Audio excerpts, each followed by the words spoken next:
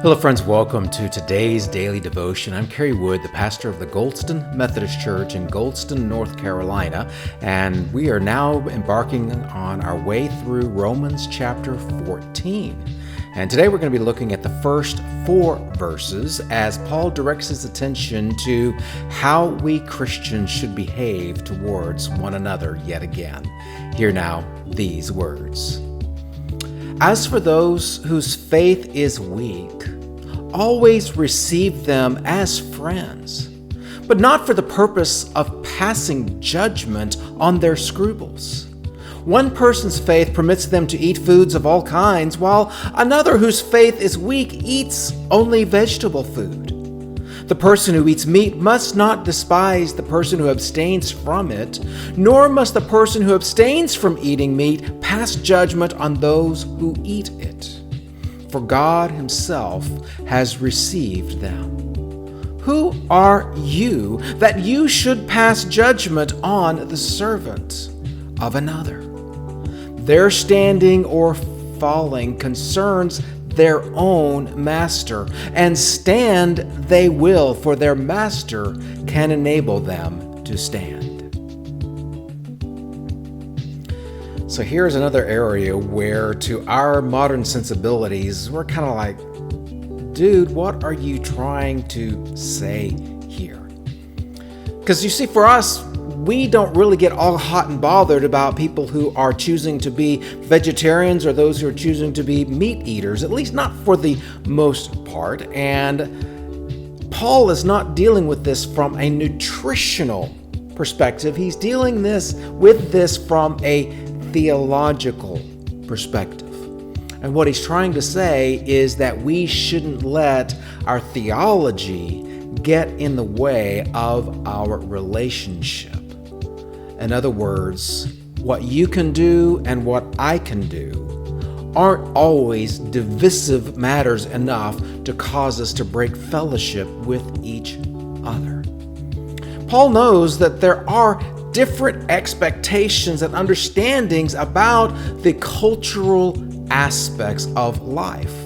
That was true then, and it's true today. You know, there are divergence of experiences, and so people who grow up with one set of preferences and expectations may be different from what other people grew up with as expectations and their behaviors. And some things are black and white, but there's this whole big, huge area of grayness. There are certain things that we are called specifically to do. There are certain things that we are called specifically not to do. But everything else is open for interpretation. And sometimes we let our interpretations become dogmas when they ought not to be. They are just simply preferences. Now, in the cultural context of Rome, eating meat, you would get your meat after it had been sacrificed to one god or another. And so for some people, they would say, well, as a Christian, I can't eat that meat because that meat was sacrificed to Apollo or to Zeus or to Mars or one other of the Greco-Roman mythological beings.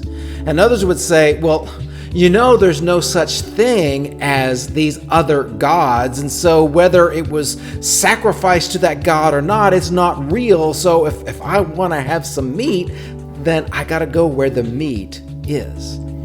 And evidently, this was driving a wedge between the followers of Jesus in the Roman church. And we have the same kinds of things happening for us today, especially when it comes to alcohol. Some groups of Christians say that there is no form of alcohol that anybody should ever let pass through their lips whatsoever. Other parts of the Christian faith find that they should actually incorporate alcohol, meaning wine, as part of their religious observance in receiving Holy Communion. Should we take these differences of alcohol and become a wedge? Paul says, no. History says, oh yeah, you better believe it. So we need to think and discern.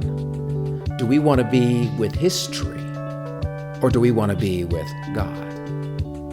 And we'll continue this theme all this week. And so I look forward to seeing you tomorrow for our next daily devotion.